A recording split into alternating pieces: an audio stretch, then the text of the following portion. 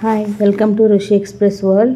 ఇది అరుంధతి కోట అనేది ఆంధ్రప్రదేశ్లో నంద్యాల జిల్లాలో బనగానపల్లి సమీపంలో ఉన్న ఒక చారిత్రక నవాబు బంగ్లా అండి.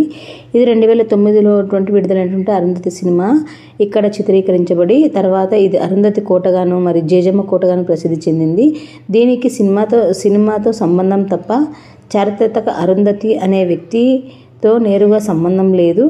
ఈ భవనాన్ని బనగానపల్లి సంస్థానం చివరి నవాబు మీర్ ఫజల్ అలీ ఖాన్ సుమారు 120 నుంచి 160 సంవత్సరాల క్రితం దీన్ని నిర్మించబడింది. ఇది అప్పట్లో నవాబుల వేసవిడు లేదా విందులు ఇచ్చే భవనంగా ఉపయోగించబడిందండి. ఇది వచ్చేసరికి బనగానపల్లి యొక్క చివరిలో ఒక పెద్ద కొండపై నిర్మించబడింది. అయితే ఈ నిర్మాణం స్థానికంగా మొత్తం రాళ్లతోటే నిర్మించబడింది. ఇందులో 9 గదులు, ఒక పెద్ద హాలు ఉన్నాయండి. ఇది వచ్చేసరికి ఈ కట్టడం అనేది ఆ కాలపు రాజులు మరియు భారతీయ నిర్మాణ శైలికి అద్భుతంగా ఉంది. తర్వాత బనగానపల్లె సంస్థానాన్ని మొదట మొఘల్ చక్రవర్తులు సామంతులు పరిపాలించారు. అప్పుడే దాంట్లోనే ఇది విలీనమైపోయింది.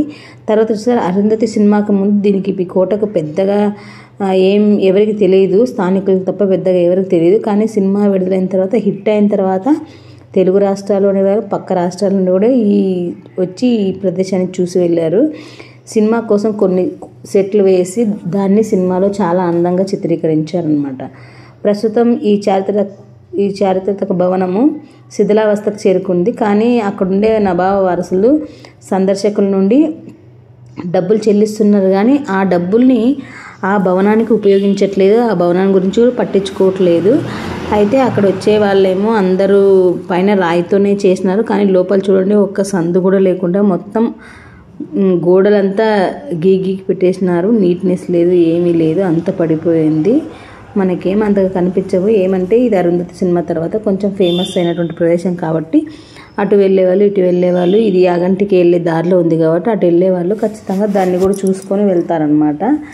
ఇదే అయితే అక్కడ గోడలకి అన్నిటికీ రాసించినారు. తర్వాత గదులు ఉన్నాయన్నాం కదండి, ఆ గదులన్నీ ఓపెన్లో లేవు. అన్ని గదులన్నిటికీ అన్ని చెక్కలు కొట్టేసి పెట్టేసినారు. జస్ట్ ఒక హాలు, ఒక 2-3 రూములు మాత్రమే ఓపెన్లో ఉన్నాయి. అంత పడిపోయింది. ఇంకా అన్నిటికి చెక్కలు కట్టి క్లోజ్ చేసేసినారు.